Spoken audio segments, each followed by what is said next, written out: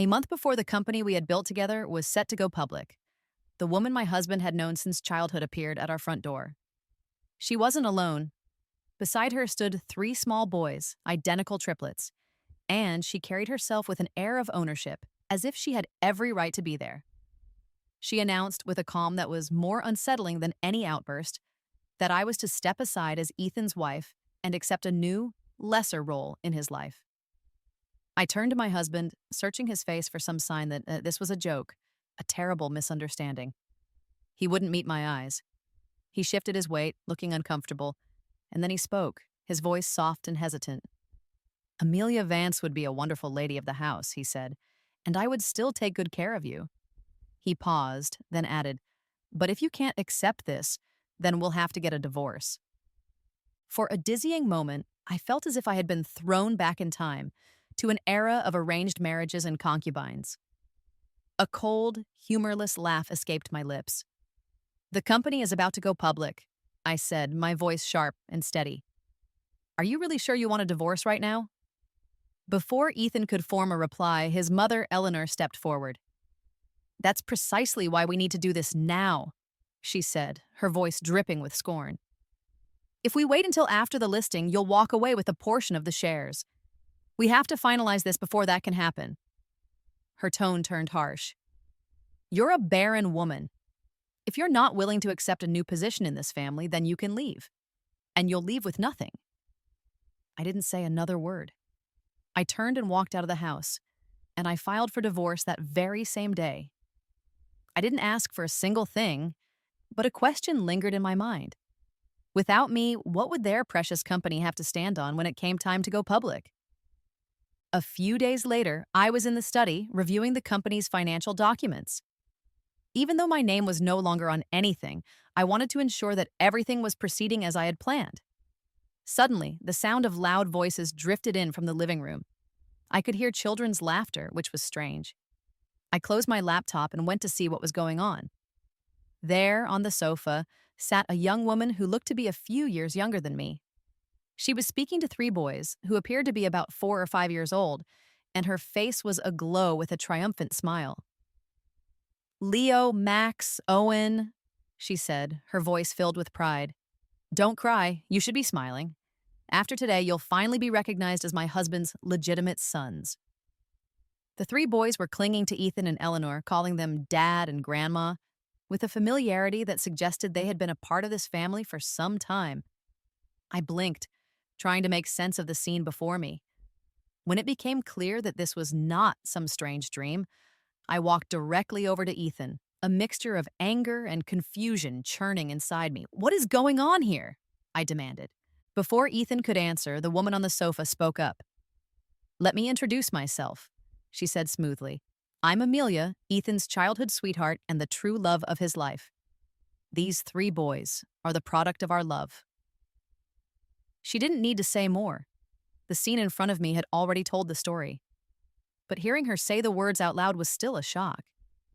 Ethan, the man I thought had been devoted to me, had been unfaithful. He had not only had a mistress, but he had also secretly fathered 3 children with her. Seeing the color drain from my face, Amelia grew even more confident. "You seem to have some manners," she said with a smug smile.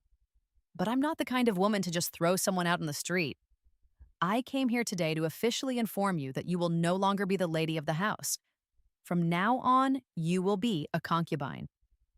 If it weren't for the modern furniture and appliances in the villa, I would have thought I had stumbled into some historical drama. Who even talks like that anymore?" I took a deep breath, trying to keep my composure. I decided not to respond to Amelia. She was a stranger to me, and the betrayal wasn't hers to explain. It was Ethan's. I looked at him, my voice trembling with a storm of emotions.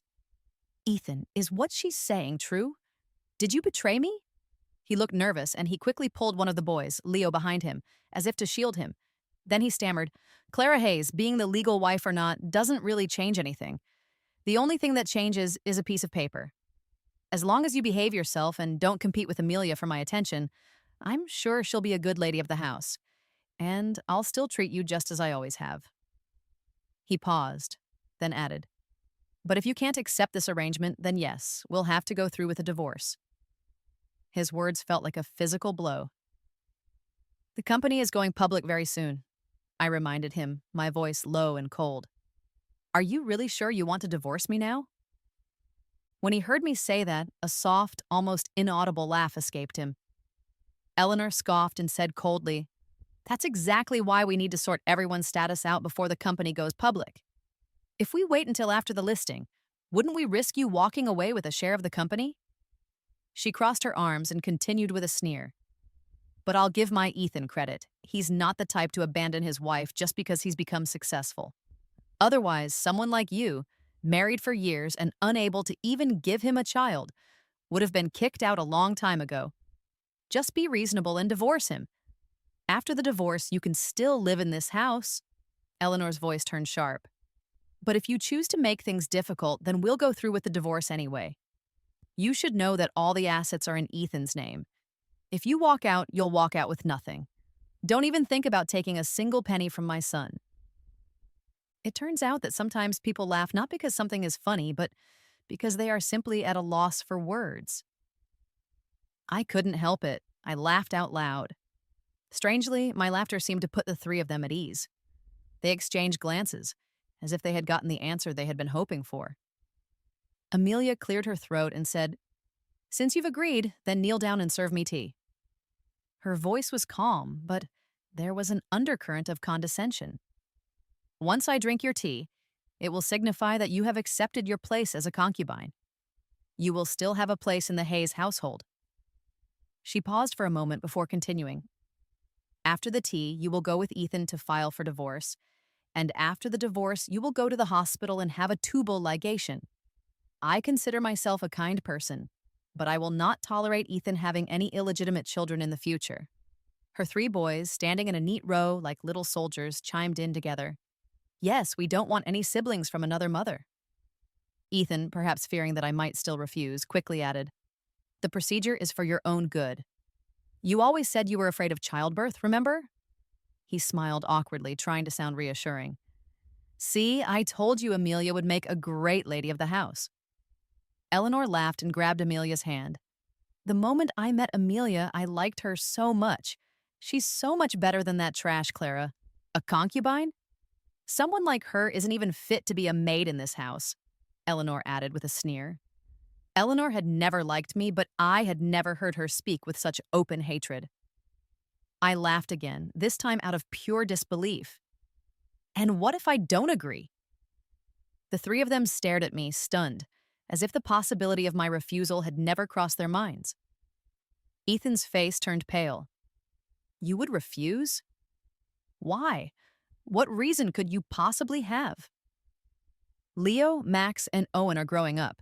They deserve to have a proper family name. This isn't all my fault, you know. You're responsible too. Amelia let out a cold laugh. If you refuse to kneel and serve tea, and if you refuse to have the surgery, then get out of the Hayes family. That's right, Eleanor added quickly, nodding in agreement. If you don't want to stay and serve us, then walk away with nothing. And don't think I'll let you off easily. I have plenty of ways to deal with you. I looked at the three adults and the three children standing before me, and all I could feel was a bitter sense of irony. Ethan and I had fallen in love in college. Not long after we graduated, we got married. Our relationship had always been steady, built on what I thought was a foundation of trust. We started our own company during a period of economic growth, and I poured my heart and soul into building it from the ground up. But Ethan was never a skilled manager. Several of his poor decisions nearly drove the company into the ground a few years ago. Seeing him so distraught, I couldn't bear to watch him struggle. So I reached out to someone I had sworn I would never contact again. My father, the wealthiest man in the region. Looking back now, I realize that my father and Ethan are much more alike than I ever wanted to admit. After my father's business started to take off, he began to resent my mother, blaming her for not giving him a son. Eventually, he divorced her and married the Mistress who had borne him a son. My mother, heartbroken and worn down by years of humiliation, passed away not long after. I held a deep-seated grudge against my father. I changed my name and cut off all contact with him, determined to erase myself from his life. But years later, when my company was on the verge of bankruptcy, I had no other choice but to reach out to him. To my surprise, he agreed to help. He transferred a large sum of money to support my company, which slowly began to recover. Over time, my father, now old and filled with regret, tried to make amends for his past. He looked after the business, providing generous support, and under his guidance, my once small company grew steadily, getting closer and closer to going public. For the longest time, I believed that even if every other man on the planet was capable of betrayal, Ethan would never do that to me. But the truth was, he had been cheating on me for years. I looked at him coldly and said, "Ethan, let's get a divorce. I'll walk away with nothing." "Really?" His eyes lit up instantly. I nodded. Yes. But in reality, once I was gone, there would be no more funding for the company to go public. All that would be left for him was a failing business and a mountain of debt. I made my intentions perfectly clear, but Eleanor wouldn't stop questioning me. She narrowed her eyes and asked, "Why would you give up everything so easily? The company is about to go public. You really expect us to believe you're walking away with nothing? You must be planning something." I let out a short laugh. "Wasn't it you who demanded that I leave with nothing? Now that I've agreed, you're still not satisfied. If you really want to talk about what's fair, I could also claim half of the company's assets in the divorce." Eleanor's face turned red with fury. "You shameless woman, dream on. This company belongs to my son. Why should you get half of it?" I smiled and replied, "Because this company would be nothing without me." In the past, I had held my tongue for the sake of Ethan's pride, but now there was no need to pretend. Ethan's face darkened, but he couldn't find a single word to argue with me. Finally, he muttered, "Fine then, leave with nothing." Amelia, who was clearly prepared, eagerly pulled out a divorce agreement. "Words are meaningless. You need to sign this." I skimmed through the pages quickly. Once I confirmed that there was nothing unusual in the agreement, I signed it without a moment's hesitation. Ethan hesitated for a moment, but eventually he signed as well. However, he didn't mention finalizing the divorce right away. Instead, he said, "Let's wait until after the company is listed. Right now is a sensitive time. If word of our divorce gets out, it could impact the listing." I agreed without missing a beat. That's fair. After all, if I was capable of bringing a bankrupt company to the verge of going public, I can just as easily ensure that it never gets listed. I understand your fear, but let's be clear, if we're not finalizing the divorce now, and I continue to stand by your side for the sake of appearances, then I'm not walking away with nothing. I want half of the company's shares as silent equity. Ethan was still considering my proposal, but Amelia and Eleanor shouted at the same time, "No!" Eleanor grabbed Ethan's arm and cried out, "Son, don't listen to this woman's nonsense. She's just bluffing. Those investors only invested because of your reputation. She has nothing to do with it." Amelia rushed over and stood beside Ethan. "Sweetheart, the company got this far because of your abilities. She's just trying to play mind games with you. You saw how quickly she agreed to leave with nothing. That's a trap. You mustn't fall for it. If you really want a divorce, it has to be now. If we wait until after the company goes public, she'll use it to stir up trouble and take our money. Do you really want to give away our son's future to that woman just so she can go and spoil some other man or raise someone else's child?" As Amelia spoke, she gave Leo and Max a knowing look. It seemed the three boys had been told in advance what to do. Without missing a beat, they rushed over and shoved me aside. Then they dropped to their knees, clutching Ethan's legs and wailing, "Daddy, I don't want to be a bastard anymore. I want to be your legitimate son. Please, Dad, if you don't divorce her and she gives you a legitimate child, she'll definitely kick us aside. You're amazing, Dad. You don't need her to make the company successful. Don't let anyone take you away from us. I don't want to share my father with anyone." The three children were all talking at once, their voices filled with emotion. Ethan's heart nearly broke as he listened to them cry. He quickly crouched down, his voice soft and urgent. All right. I'll get the divorce. Daddy will divorce her right away." As soon as the words left his mouth, Amelia gave me a cold smirk. She leaned closer and said in a low voice, "Trying to play hard to get with me? You're not nearly clever enough." She waved her fingers slightly and added, You see this? These boys are my biggest advantage. Once Ethan had calmed the children down, he turned to me and set a time. We agreed to meet at the registrar's office on Monday. I took one final glance around the house I had lived in for so many years. Then I walked away without looking back. 2 days passed quickly. I arrived at the registry office as agreed, and the divorce was finalized without any complications. Before the ink on my divorce certificate had even dried, Ethan and Amelia were already back in line to register their marriage. Amelia held up her marriage certificate and waved it smugly in front of my face. "You knew how to pick your battles," she said with a sneer. "Had you made a scene, this divorce might not have happened. I have to say I underestimated you." Ethan's face did not share her pride. His eyes were red as he looked at me and said, "Clara, I know I've wronged you." He paused, then added, "But I'm willing to make a promise. If you're willing to work on your temper, you'll always be welcome back.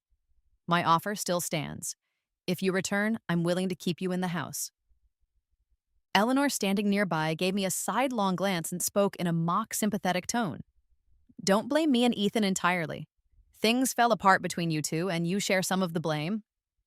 I couldn't help but roll my eyes. My fault? If I had to admit to anything, it was that I had been too tolerant. I had weathered every storm on my own, and because of that, they had lived as if life would always be smooth and easy, like flowers blooming in a greenhouse. But I knew it wouldn't be long before Ethan learned the truth.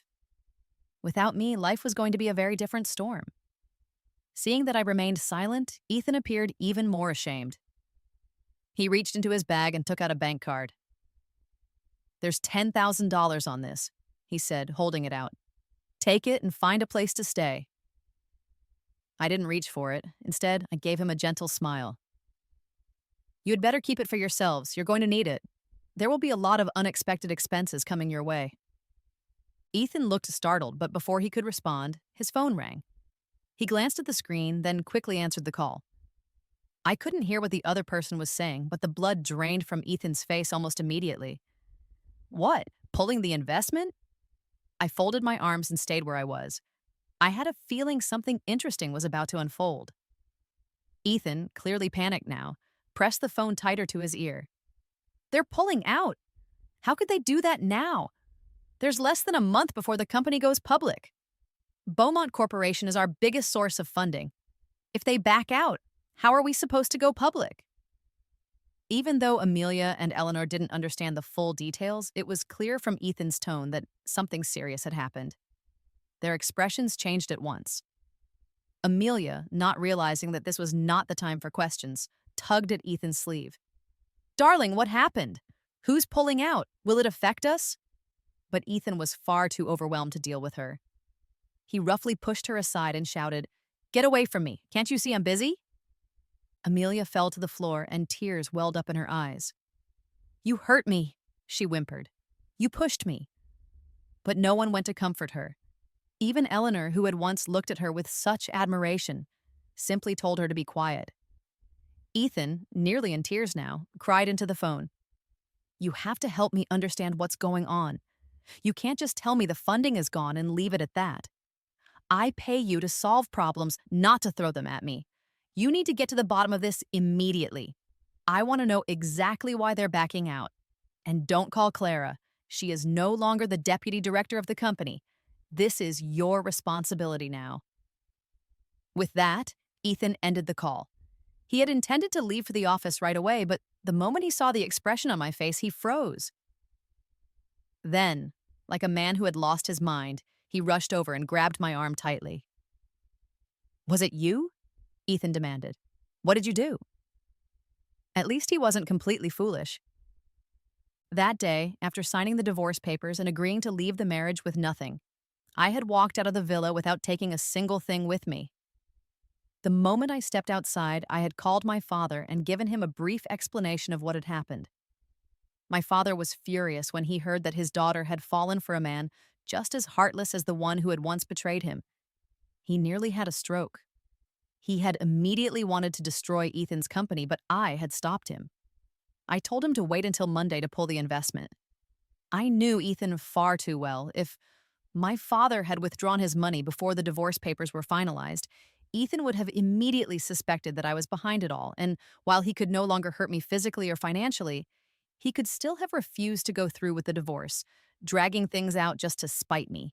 So I had to make sure the divorce was finalized first. Only then could I truly be free of him. Ethan stared at me, his voice growing even more unhinged. "Say something," he shouted. I could see the madness in his eyes. If I had admitted it right then, I had no doubt that he would have completely lost control, maybe even tried to take me down with him. So I didn't admit anything. I said calmly, "Mr. Hayes, what nonsense are you talking about? You told everyone yourself that all those investors were only there because of your reputation. How could I possibly convince them to pull their money out with just a few words?" I added with a sneer. "If I really had that much influence, would I have let you play me for a fool? And while you're so busy blaming me, maybe you should go and check on your new wife. You pushed her to the ground. She must be feeling terribly wronged." That last comment was the final spark. Eleanor turned on Amelia in a fury, kicking and hitting her while shouting, "You're a curse! Everything was going fine until you came along. We got married, and the next day they pulled out their investment. This is all your fault." Amelia tried to protect her head as she scrambled away, pleading for mercy. Her cries and the spectacle quickly drew a crowd. As more people gathered, I felt that I had seen enough of the show. While Ethan was distracted, I quietly turned and walked away from the marriage registration office.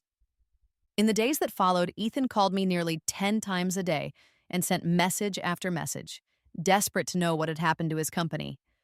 I ignored every call, every message. It didn't take long for his tone to change from begging to cursing. To be honest, I had never been an overly ambitious person. My dream was simply to live a quiet and comfortable life. All the effort I had put in before, all the hard work, had been for Ethan. Now that we were divorced, there was no reason for me to reject the money and the house my father offered me. I had been willing to beg him for Ethan's sake, so why not accept his help for my own future? When my father's assistant came to pick me up and drive me to my new home, I stared out the window and watched as the scenery grew more familiar. It was then that I realized something strange. The new villa my father had bought for me was in the same gated community as Ethan's. The only difference was that mine was twice the size.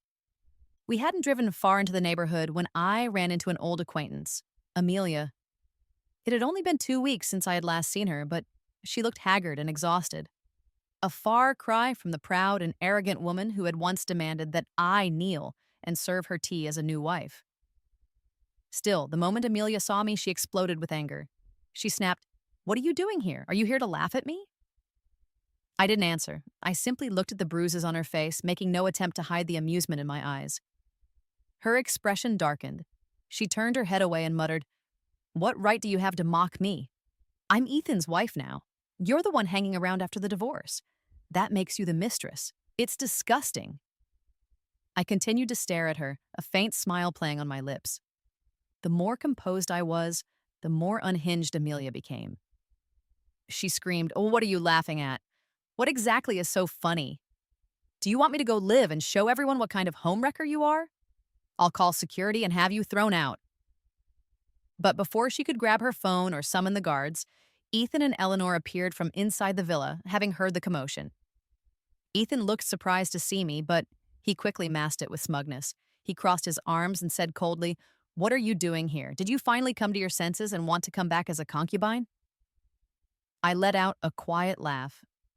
"Ethan, if I were you, I'd be panicking right now. But look at you, still relaxed enough to worry about what your ex-wife is doing here." He had clearly not expected that response. His face twisted with frustration. He shouted, "Clara, you!" But he couldn't finish the sentence. His mouth opened and closed, and no words came out. He was speechless. Eleanor let out a cold laugh and said, "Clara, if you're here just to enjoy the show, then you're mistaken. Yes, my son did lose an investor, but he has already found a new one." She folded her arms proudly as she continued. "In fact, my son is working on 2 fronts. Not only has he begun talks with a new group of investors, but he has also gone back to the previous ones and asked them to increase their funding. On top of that, he's still in touch with the senior executives at Beaumont Corporation and is negotiating for additional support. My son's company will go public right on schedule. That I can promise you. Ethan nodded in agreement. It's true, I didn't expect Beaumont to pull out, he admitted, but I have already contacted them. Whatever it is you're hoping for, you won't get the chance to laugh at me. I couldn't help but chuckle. Clearly, Ethan thought that since the Beaumont withdrawal had been ordered by the chairman, I must have used some underhanded trick to convince them. It was amusing to see him grasping at straws. I smiled and said calmly, Ethan, you can lie to others, and they might believe you. But I'm not that gullible. I know very well that you are finished. I leaned in slightly and added, and let me give you a little reminder. Beaumont will never work with you again, so stop throwing yourself at them. You're only embarrassing yourself. Ethan froze for a moment, then realization lit up his face, and he growled, It was you. You're the reason I lost that investment. This time, I didn't deny it. I simply smiled and nodded. That's right, it was me. But that was never your investment, I continued. It was mine. I brought Beaumont in because I believed in my husband and wanted to help him succeed. But now that you're no longer my husband, I have no reason to help you anymore. Eleanor shook her head and muttered to herself, Nonsense. You're just a spiteful woman. There's no way someone like you could ever pull off something that big. You probably just heard about the failed deal and came here to brag. Ethan chimed in, I admit you did help the company in many ways. But the Beaumont investment, I already looked into that. Only the chairman has the authority to make that kind of decision. There's no way you could have influenced him. Just as I was about to speak, Amelia suddenly shouted, I understand now. It all makes sense. She turned to Ethan with wide eyes and exclaimed, Darling, you always told me that Clara helped bring in major investors. I used to wonder how she possibly had that kind of power, but now I see it clearly. She must have used her body to seal those deals. As soon as the words left her mouth, Ethan's expression turned dark. He stared at me in disgust and snapped, Clara, you make me sick. But Eleanor surprisingly looked pleased. She clapped her hands together. This is perfect. Absolutely perfect. Son, your company might be saved after all. Ethan looked puzzled, but Eleanor gave him a knowing look. Think about it. The chairman of Beaumont is a man of influence and reputation. If he's slept with your wife, how could he refuse to give you a little something in return? Ethan's eyes slowly lit up as he considered her words. I knew exactly what was going through his mind. Before he could speak, I cut him off quickly. There's something you should all know. I once changed my name. My birth name is not Clara, it's Sophia Beaumont. And that Beaumont, I said clearly, is the same Beaumont who is the chairman of Beaumont Corporation. The moment those words were out, the room fell into a stunned silence. All three of them turned pale. Worried that they might still try to deny it or make a scene, I took out an old family photo. It showed me as a child, standing beside my parents. If you don't believe me, I said, holding out the photo, you can see for yourselves. The three of them studied the picture, and all the doubt vanished from their faces. Ethan's excitement was uncontrollable. This is amazing! My wife, no, my ex-wife, is the daughter of the richest man in the country. I can't believe it. I was actually the son-in-law of a billionaire. Eleanor quickly took my hand with a wide smile. Clara, no, Sophia, dear. I want you to know that in my heart, you have always been my only daughter-in-law. I have always thought of you as my own daughter. That last line, frankly, was the kind of lie that should have summoned thunder from the sky. Over the years, Ethan and I never had children. Eleanor, whether subtly or openly, never missed a chance to bring it up. During our worst arguments, she would go so far as to cry, threaten to harm herself, and even kneel down, begging me. Back then, she kept saying she treated me like a daughter. Now, Ethan looked at me with what he thought was affection and said, It doesn't matter if you're Clara or Sophia. You will always be the wife I love most. I'm ready to remarry you right now. Although I had no intention of marrying him again, I still pointed toward Amelia with a mock surprised tone and said, Oh, you want to remarry me? Then what about the lady of the house over there? Ethan glanced at Amelia with open disgust. Her? She can leave whenever she wants. I don't care. She brings nothing but bad luck. Eleanor chimed in with a grin. She can't hold a candle to you.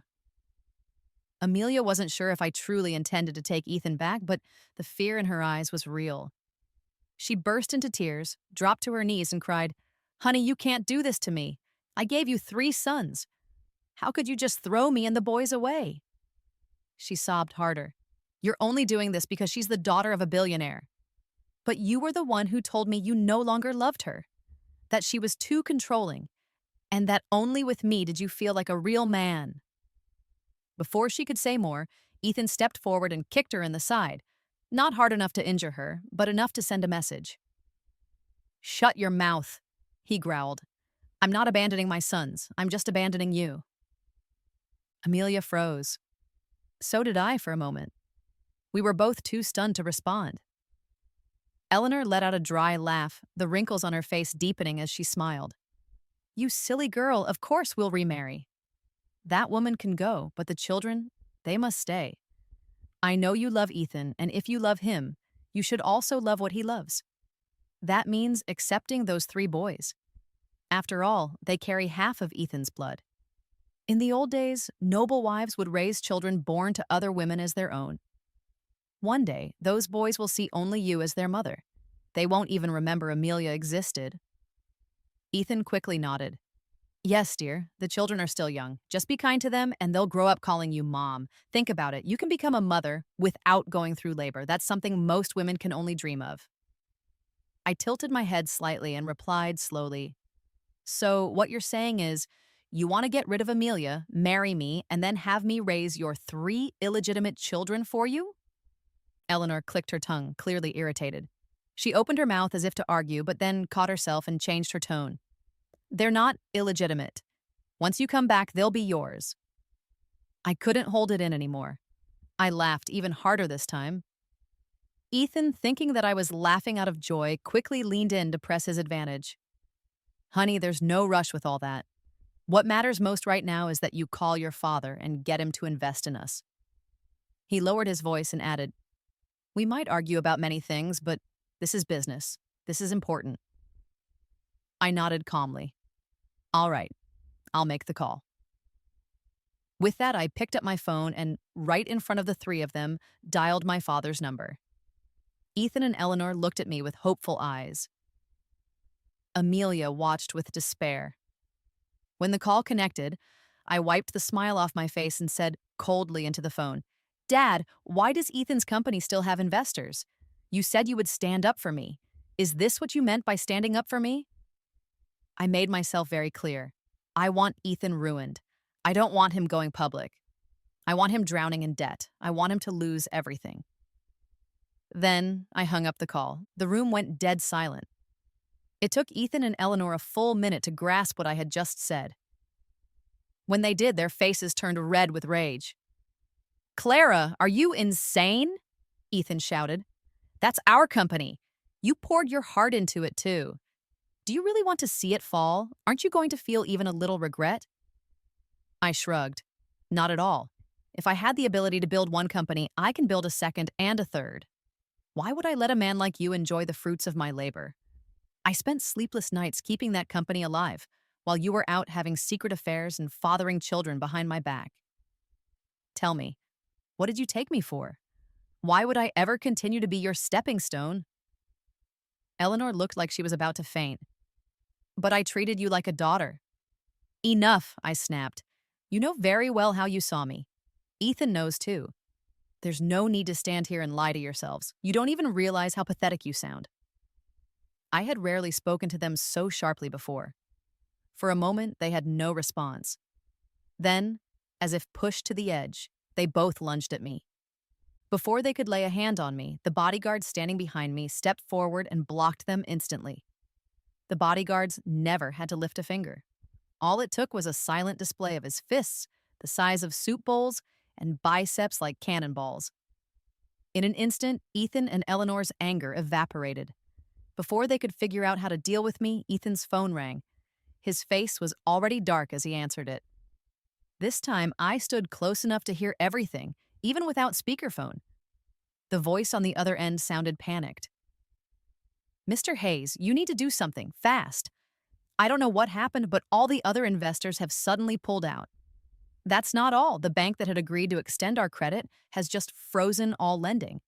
And now, even the landlord has demanded that we vacate the building. The power and water have been shut off. Our office can't function anymore. All the staff have walked out. Ethan didn't even finish listening. His phone slipped from his trembling hands and hit the floor with a clatter. The proud man who had once promised to make me the mistress of the house and raise children with me no longer had anything to say. He understood immediately. This was the power of one phone call, of being the daughter of the wealthiest man alive. He dropped to his knees, tears welling up in his eyes. "My love," he said, his voice shaking. "I was wrong. I was completely wrong. Please forgive me. I don't need those children. I just want you. Please call your father. You know what will happen if I go bankrupt? I'll lose everything." I smiled gently. "That's not true. You'll still have all your debts." Eleanor, hearing this, didn't kneel. Instead, she flew into a fit of rage, lunging at Amelia and attacking her violently. I suddenly realized that the wounds I had seen on her before must have come from Eleanor. She screamed as she hit her. "This is all your fault. You seduced my son. You brought ruin to our family. You're going to pay for everything." "My dear daughter-in-law," she cried out in a fit of madness, "I'll kill this wretched woman today. Once she's gone, my son will calm down and we can be a family again." Ethan, though he had caused all of this, quickly shifted the blame onto Amelia, siding with his mother to make her the scapegoat. But I never truly hated Amelia. Whether she had seduced Ethan on purpose or they had fallen in love naturally, it no longer mattered to me. Temptation exists everywhere in this world. I had my own admirers, but I had chosen to remain faithful. Ethan, on the other hand, had failed to uphold even the most basic respect for our marriage. I cleared my throat. "Amelia, do you still not understand? Ethan has lost everything. He's drowning in debt. What are you waiting for?" Amelia froze, and then, all at once, something snapped in her. She shoved Ethan and Eleanor away with surprising strength. "Get out of my way, both of you. You're trash." Then she turned to me. "Clara, you may not believe this, but I actually knew Ethan before you did. But he thought I had no future. He believed you were useful. That's why he married you. He never loved you. He used you." Ethan exploded. "You liar! Shut your mouth. If you say one more word, I'll make sure you never see your sons again." Amelia rolled her eyes. "Are you crazy? Why would I need your permission? Those children aren't even yours.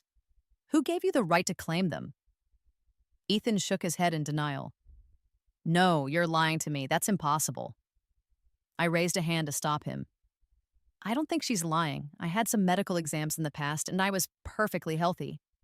But you, on the other hand, you had a low sperm count. The odds of you fathering triplets were always suspicious." Ethan and Eleanor were completely undone. It finally hit them.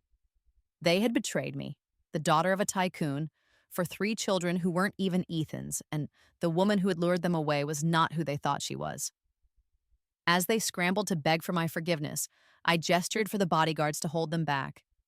I turned and calmly walked away, returning to the more spacious, elegant villa that now belonged to me. Inside, the 3 boys, Leo, Max, and Owen, were chattering away, calling Ethan Dad and Eleanor Grandma, completely unaware that none of them shared a drop of blood. I never saw Ethan again. Not because he didn't try, but because I refused to let him near me. To avoid any further contact, I took a private jet abroad and began a much-needed vacation. After all those years of hard work, I deserved a break. Still, I knew everything that happened afterward. After all the investors pulled out and the bank stopped lending, Ethan's dream of taking the company public collapsed. Once word spread that he had offended the richest man in the country, every business partner abandoned him. Within 6 months, the company was finished. Ethan was buried in nearly $300 million of debt. Every asset under his name was frozen. He was penniless and left wandering the streets. He tried to find work, but no one would hire a man who had made an enemy of the most powerful businessmen around, unless he was willing to work as a laborer on a construction site, which, for a man used to luxury, was a fate worse than death. Eleanor suffered a stroke and was left paralyzed, unable to care for herself. Ethan, consumed by bitterness, swore to take revenge on Amelia, but by then it no longer mattered whether those children were his or not. He couldn't divorce her, He only pressured her to find more money. But Amelia was not me. She had no influence, no resources, and no powerful father to call. Before long, she disappeared with the children, leaving behind a paralyzed Eleanor and a useless, broken Ethan. Eventually, Ethan grew so desperate and worn down that he let Eleanor starve to death. He was arrested for manslaughter and sentenced to prison. In some twisted way, that may have been the best thing for him. At least there, someone would make sure he got fed.